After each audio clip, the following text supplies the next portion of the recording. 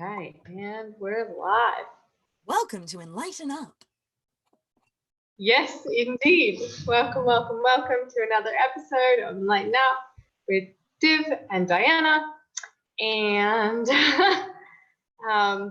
we were just chatting about what was current in what we might speak to today. And what's current in my experience is I'm reflecting on when something's really familiar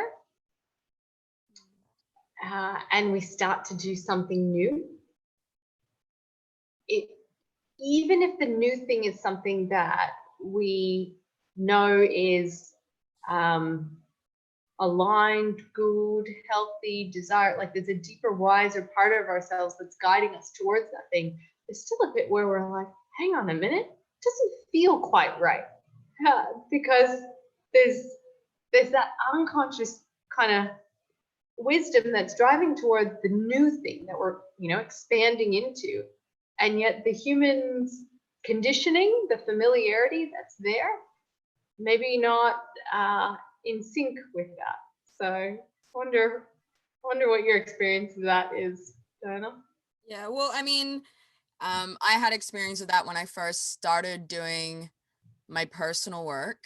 I learned very quickly that all personal work is about going within. You clean this up, everything around you gets easier. And yet I had never done that before. I had always looked to fix the world around me, the people around me. And so my impulse was still like, this person did wrong. How do I fix them?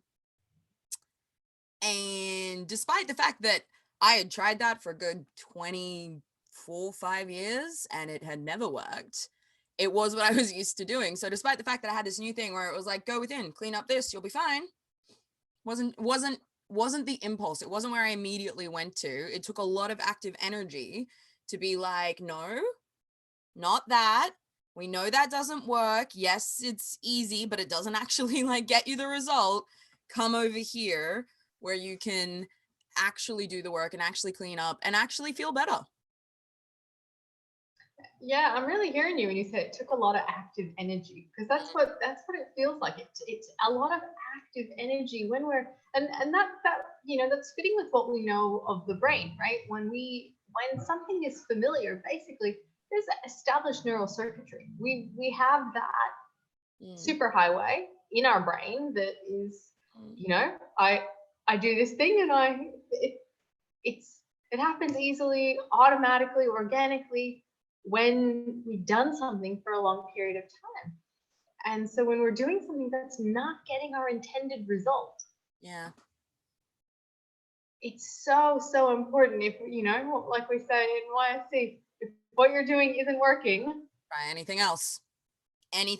Does not matter what, give it a shot, see what happens. Yeah, I have a weird real life example of this, but it really does showcase it well. In the past few days, it's been pouring rain around my area, right?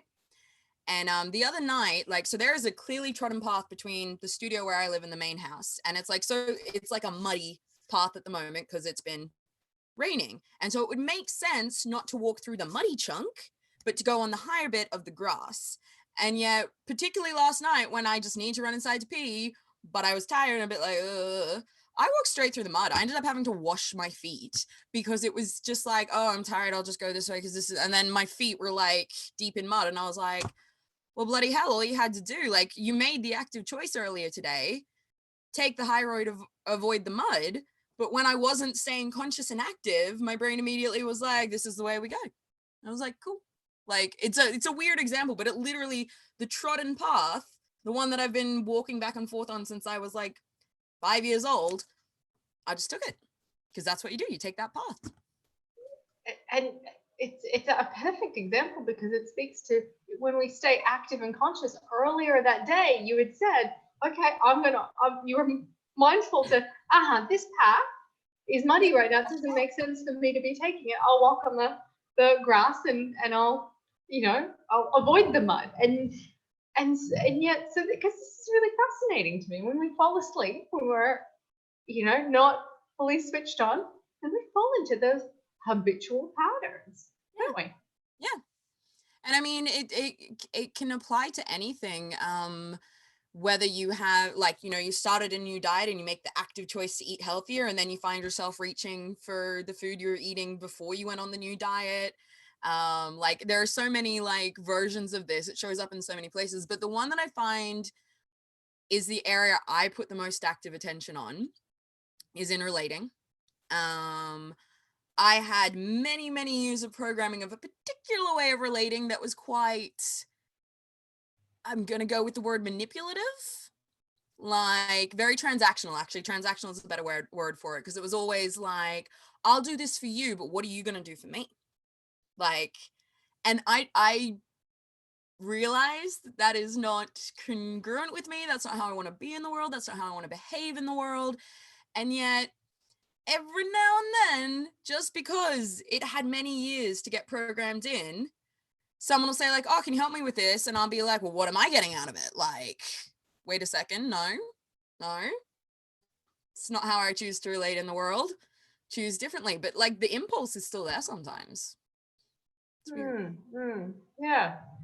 Well, I wonder, so what have you replaced it with? Because that's what a strategy, when we're paving a new neural network, we're essentially the brain recycles resources. So we're taking from one path and reprogramming with another, right? We have to direct the brain somewhere. So when you're saying, don't take this muddy path, walk over here instead, you're giving an alternative, you know? Don't eat this ice cream, eat a piece of fruit instead. Or there's a directing towards something. So what have you, I'm curious what you have replaced that transactional relating with that part of you that's like, well, what am I getting from it? Is it something like, does this feel good for me? Or what's I was going to say, I feel like I actually cheated on this one, because the thing that I got out of the transactional relationship was something for me, right? Like when I was existing in that version, everything I did for others, it was somehow coming back to me. And so the thing that I replaced it with is basically, I think they call it the ego of altruism. Yeah. I'm much more comfortable with that than I am with the purely transactional relationship. Yeah, So that's what I did. So for those in my watch that don't know, the ego of altruism is just a concept that a lot of the good we do in the world is because we feel good about being good. That's the basis of it. And so that's what I did. Like, instead of being like, what am I getting out of this in like a transaction way, it's now like, I get something out of being kind and generous and happy and giving and all that kind of stuff that I am training myself towards. I feel good about myself because I'm not acting in a transactional way. well, well, the transaction is with self instead of with other, but But you know what I mean, it's still another level of awareness that you're pointing to, and it is. That's important actually, because I remember when I first started like practicing, like, I don't want to walk on this well-trodden path anymore, I want to do something else. I would say, I don't want to do this, I want to do this. And I would get really, really frustrated with myself that I couldn't get all the way to this one. And then I learned that, well, even like if this is the path you have trodden for years, maybe don't try and go a full 360, but take a step in the right direction. So, okay, this path has been reinforced for 25 years. There's this path next to it you have trodden occasionally. Start there and then keep actively putting your attention on moving further towards what you do want the permanent outcome to be. But you might not be able to go straight from here to here.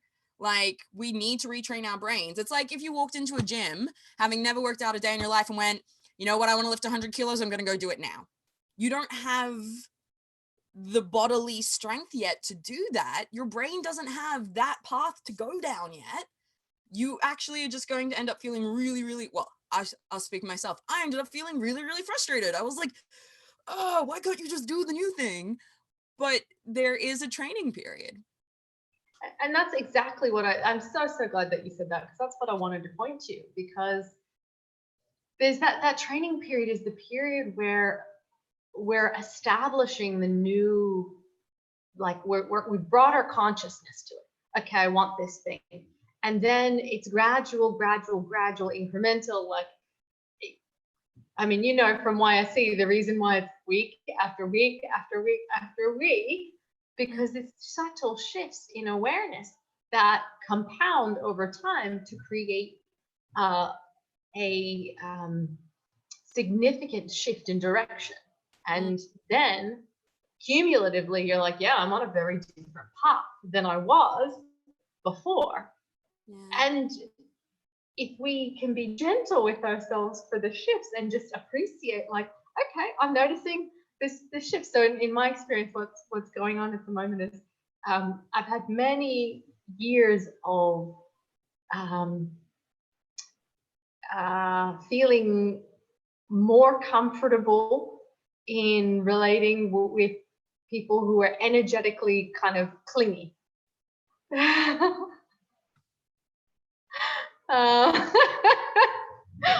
And I'm delighted that I'm cleaning that up.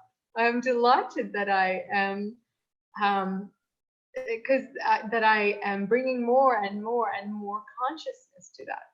And so I've been relating with someone recently, and I'm noticing what a clean interaction it is, where when we're together, we enjoy each other's space and company, and there's connection and intimacy, and then I do my thing and he does his thing, and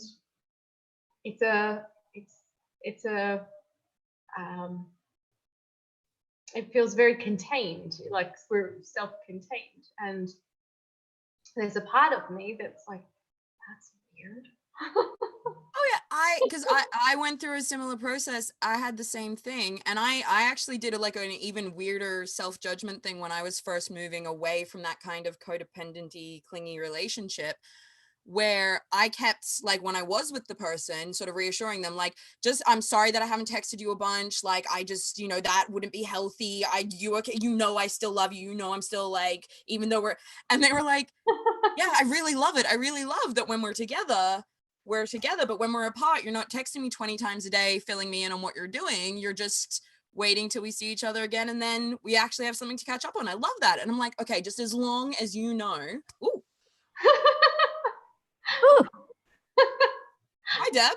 Oh, excuse me for popping in. Do we line up at the moment? We haven't dovetailed that we have the buddy session about to start now.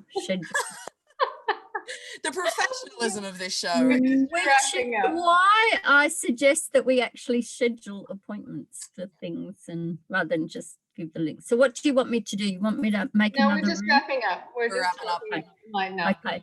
People might be popping in any second. Lucky it was me and not someone else half naked or in the middle of an epiphany. Hey, I'm wearing my pajamas, so. This is live streaming because I love how real it is, and that was the important thing. Yeah, I fucking love it. I love it. Good. Awesome. That's it for today. We're wrapping it up. Yep. Bye for now. Bye for now.